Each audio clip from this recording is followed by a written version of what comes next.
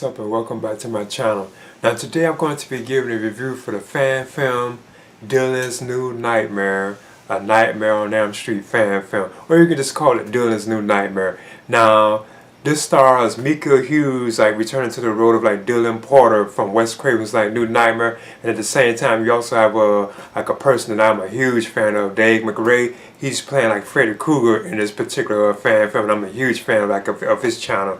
So yeah, I'm definitely kind of excited about this. Now this film is a sequel, I guess you could say, to Wes Craven's New Nightmare from 1994, and I remember seeing that in the theaters, all those years ago. So this kind of is a film that takes place years after that particular film, and it really does take 25 years after the events of that previous film. Because in this particular film, you have Dylan who's trying to live his adult life. In Hollywood, he's trying to make it through Hollywood. You can tell he's not really having too much success. I think getting film roles and so on. And I thought those moments were pretty cool and awesome. And it's nice seeing Mika Hughes back in these kind of films again too, as horror type film. Cause I do remember him well from in the past, like the Pet Cemetery, that Wes Craven's New Night, or even other films that he was always a part of. And I see he has buffed up too, he's been working out. He looks muscular in the film too. So I thought that was pretty cool. And now you also have Dave McRae, who I'm a huge fan of, and his performance as Freddy Krueger in this particular film is just awesome.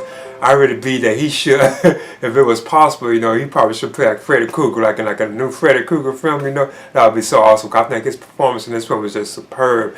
He had the look, the sound, the movements and everything. Freddy, he really just done it well. And I know they did a very good job, on the makeup effects too as well. And I think the makeup work that was done in the film was done very well. Freddy Krueger's makeup, it really looks awesome, authentic and so on. I think they really did a good job with that.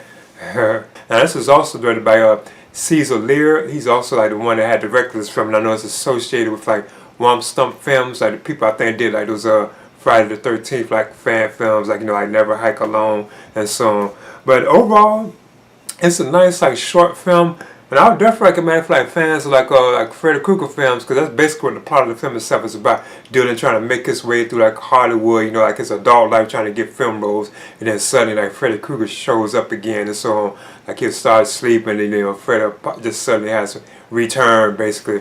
So yeah, it's a pretty solid, decent film. I think they had a nice amount of good atmosphere and mood to it too as well.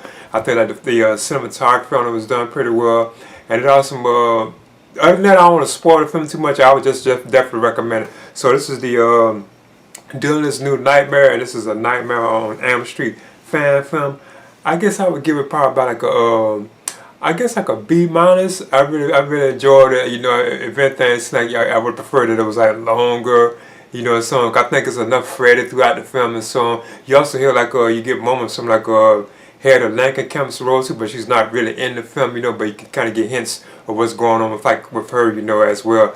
But anyway, and it's a nice amount of decent songs that kind of are in the Freddy films that they have in this film too as well. Cause they're kind of updated, the Dream Warrior song and so on from Part 3. I know they have that playing throughout the film as well. But anyway, I'm giving this a B minus.